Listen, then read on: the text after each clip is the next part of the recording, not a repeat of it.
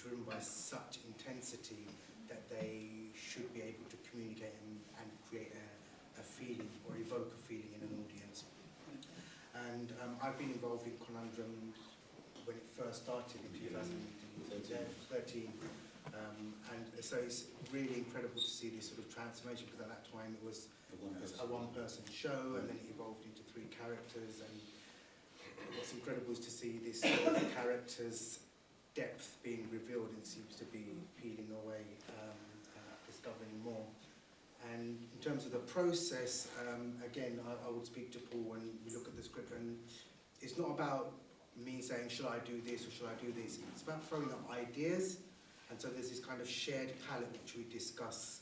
And Byron called me like 11 o'clock at night, saying, Shane, what do you think about this? I've sent you an email.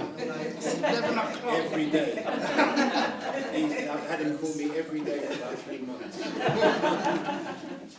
So it's very much about throwing and banding ideas around, and then coming back to Anthony and making sure that Anthony is also feeling that that's part of his journey. So nothing's really contrived or shaped.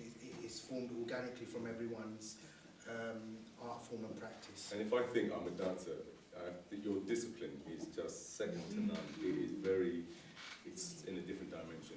So sorry, I have to say.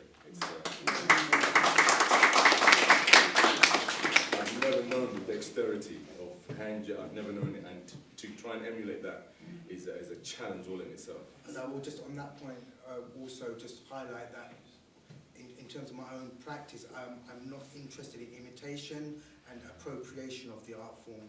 It's about how to transpose that essence and the underpinnings of the artistic practice onto actors, so it comes from the actor itself rather than do this as much as I can. Right, I'm conscious of time because we have to be out here by 5:30 the latest, so I'm going to open the floor. Anyone asking questions of the creative team? Daryl. I have a few, but I won't say them. Okay, so my question is basically to yourself, Anthony and Paul. You said that you touched when you first started. You were just talking about the character. What I want to know is, so from your discussions, you obviously had before you got in deep with the layers, you had an objective of how this character should be. As it's developing and you've gone deeper with the layers, and the whole progression is the process is progressing. Did what you initially thought totally change, or change slightly to where we are now? Because that was amazing. Of course they will, because things reveal themselves. If we're honest to the piece and honest to ourselves, we need to find a level of honesty that we can trust each other with what we're saying, so that we know that we're in the same slipstream. I'm speaking very metaphorically, but I think you know what I'm saying.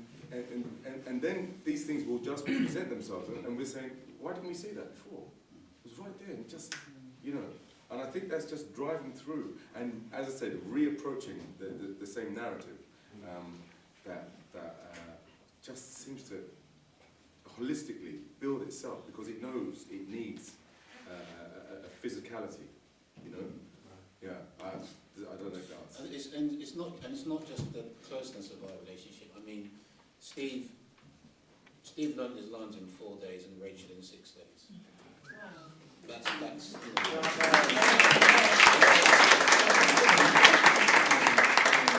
and because this week we've done no acting. It's been music and dance. And Steve came in last week Tuesday, and did 4 days, and Rachel's done 6 days. So it's also about what they bring to the process. I mean, there's a line in the play where it completely changed, where he says in the psychiatry scene, originally in the script it said, she liked me. And because Steve embodied the character so much, he said, no, she liked me, she loved me. And that, Anthony and I were like, yeah, my God, why didn't we see that? Yeah. And it completely changed how we did the end.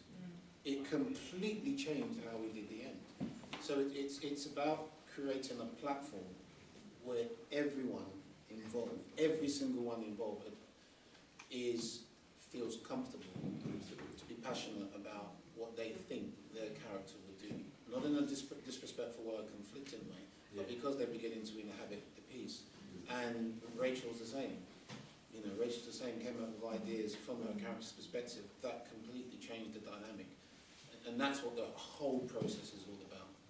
It's really about, I hate to use the word democracy because we don't really know what it is, but it is creating a democratic process whereby the well-being of the artists is paramount. And then it allows them to be able to, and even the photography as well that Sarah Hickson does.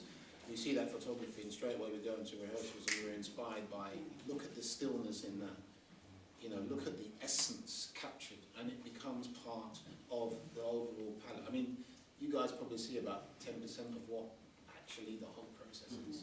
Because there's so much that happens in the process that no one gets to see or experience except for the artists. I think Paul, Paul, I mean, it does allow you to, as soon as you walk into a room, we had a meeting, and I've done lots of commercial stuff recently, and I started my life as a contemporary dancer where the creativity and just living in a space and just seeing what comes and seeing what you want to say and how you want to say it. Paul was immediately talking that language, so as soon as we all walked into a room, that sense of democracy, or whatever you want to call it, that sense of openness, of just seeing how we reflect off each other and what comes and how that informs the next step was really wonderful to experience. So yeah, that was, I mean, I had 4 days of that. And I wish I had more, but it was, Olive first and then... I just want to say congratulations. I haven't really got a question, but it certainly worked when you talked about the stillness. I'm glad you did that, you know, sort of introduction, because the moment I felt that stillness, that emotion, I had to hold back tears. It was so touching, and then when the music came into it, there was some bits of it that I was, you know, the jazzy bit, but then I said, come on now, get back into the story, and then when it pulled me through, I wanted to cry again. So there were moments where you made me laugh, and moments where it was really cold, and then it drew you back into the real story, and oh, it's powerful. And I think it's a really beautiful way. You talk about theatre of the soul. I could feel that soul, and I think it's so good, and I really wish you a lot of luck with it, because this production going elsewhere will help others that may not even like theatre so much, but it will draw them into this topic. It's a very powerful topic, and it's certainly theatre of the soul.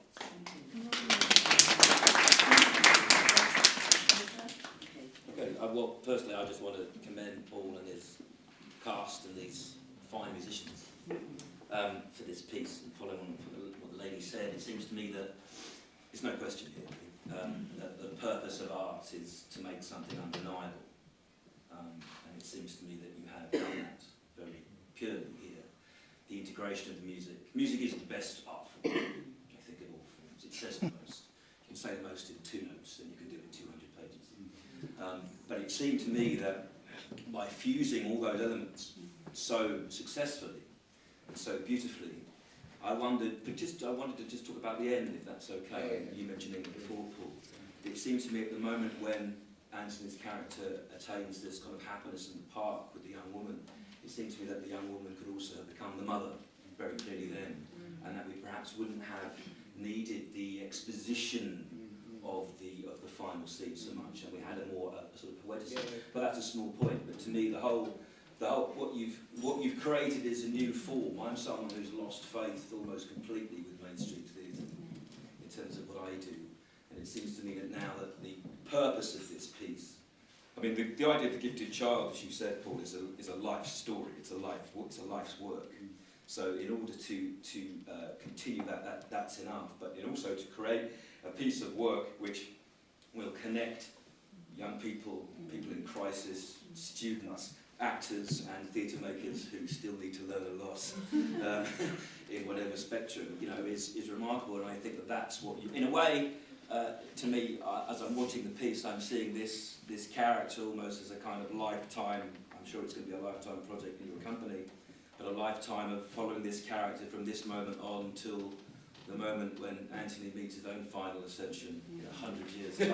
I'm sure that, I can see badges for the mad. Why can't the mad live in the same way as anyone afflicted? So I think you've created something which is, transcendent, and that's a rare thing. And, in this situation, in a way, obviously people want to ask questions, but in a way we don't need to, because you've denuded the notion of that. Yeah. So thank you. Thank you, Dave.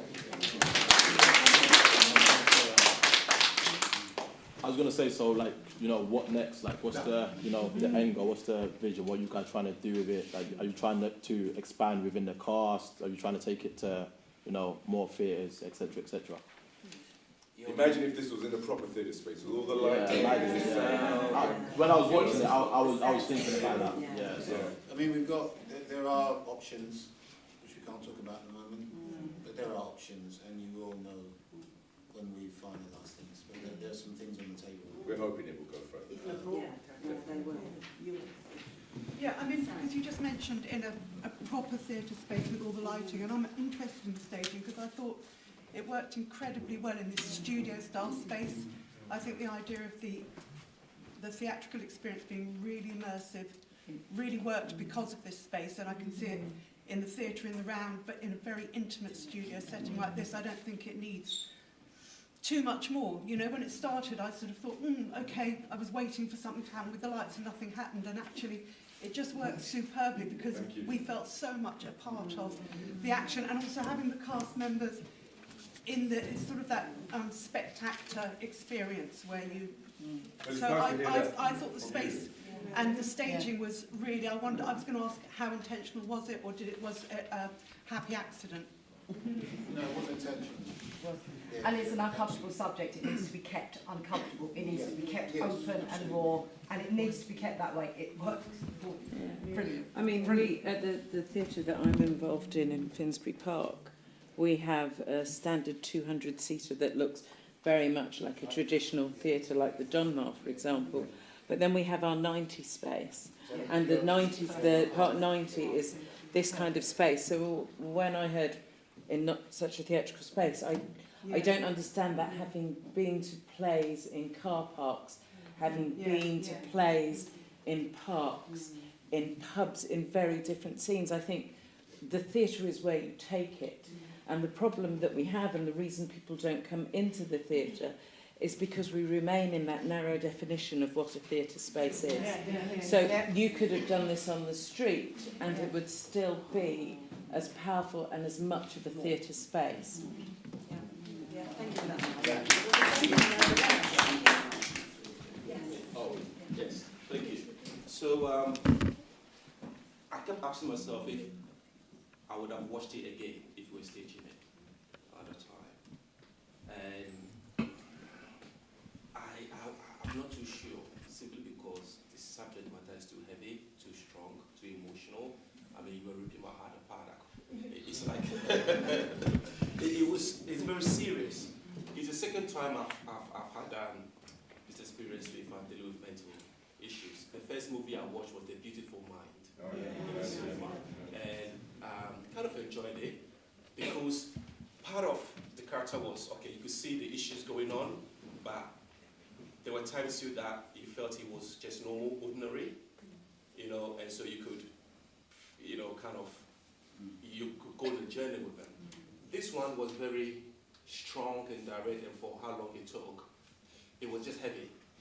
So I sat there and I'm like, oh, I was feeling the pain. It was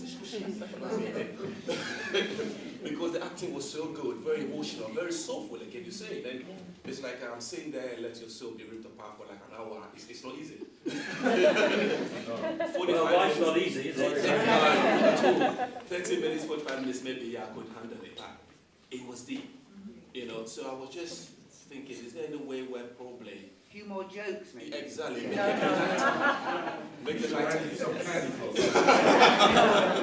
But maybe it's important that you stay in the discomfort, because we are so busy trying to make things nice and understandable and short. And actually, This isn't an issue that can be contained in a tiny box. And the fact that you're uncomfortable by it and then you remain uncomfortable by it and you're still working through the hour and you're uncomfortable by it shows that A, they've done the job that they wanted to do, which has really challenged you and your mind and your heart. And actually, tomorrow and next week, you'll think, damn, that thing made me uncomfortable for an hour. And you'll try to work out why, so that were you to see it again, Fidel's story would change somehow, because you would suddenly see more of what his mother was doing, more of what his teacher was doing, and that hour would suddenly just totally enrapture you. Or and you then might you'll just see a Fidel. or you might see a Fidel, you know. And life is like that. It's just uncomfortable. Can I just say this? That's what people with mental illness, you've had it for an hour and a half. That's a lifetime condition. Do you know what I mean? I mean, I think someone who suffers from existential depression, this is not take a pill and it goes away. I kept on talking to Anthony about management. I had to constantly reinforce there is no pill to take to deal with this issue. It's about managing it. So you've experienced for an hour and a half what somebody with existential depression has to deal with on a daily basis.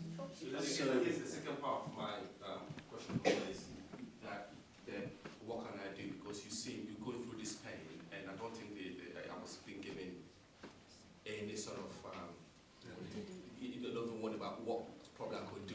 There's nothing I could do to probably help someone out or change the situation. I just live with that sort of thing still. No.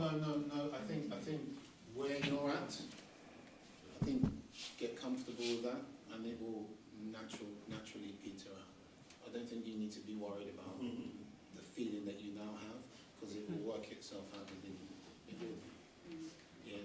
You're not gonna be walking around with this thing on your back for the next 2 weeks. You need to be debriefing after this show. Lovely. So we've got time for a couple more questions. Let's go this way. Zara, Lou, Laura, and Fitzroy.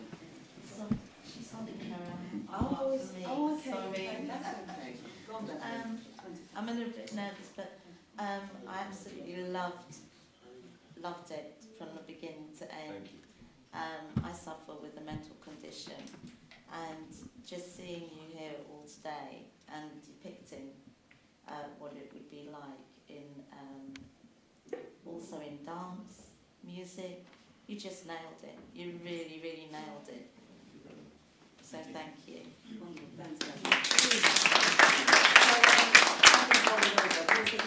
So let's take this up into the bar, yeah? Just